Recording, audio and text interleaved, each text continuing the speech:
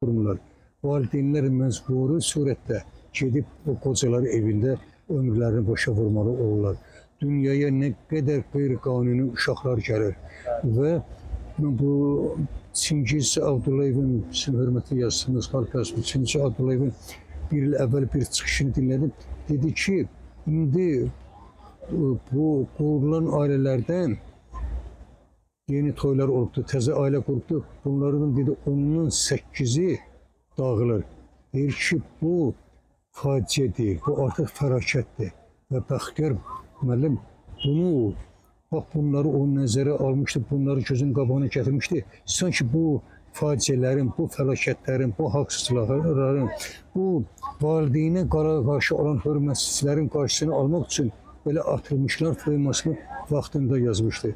Və mən bilmirəm kimin şeiridir, təxminən bir 55 il əvvəl bir şeir öyrənmişim, ancaq hələ bu gün də bilmirəm kimin şeiridir.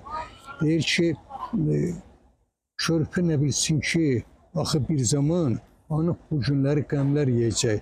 Körpə nə bilsin ki, uşaq çağından başqa birisini ata deyəcək. Deyirəm, gəlin elə sevək ki, dostlar, sevginin eşqinə ləkə düşməsin.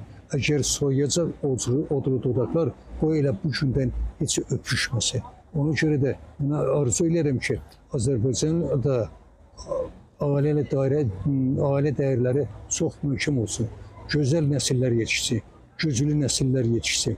O uşaqlar, o övladlar özlərinin valideynləri ilə fəxr etsinlər. Həmişə ailələrdə sevinç olsun, məhəbbət olsun, hörmət olsun. Tamam, çok güzel dediniz. Çok güzel.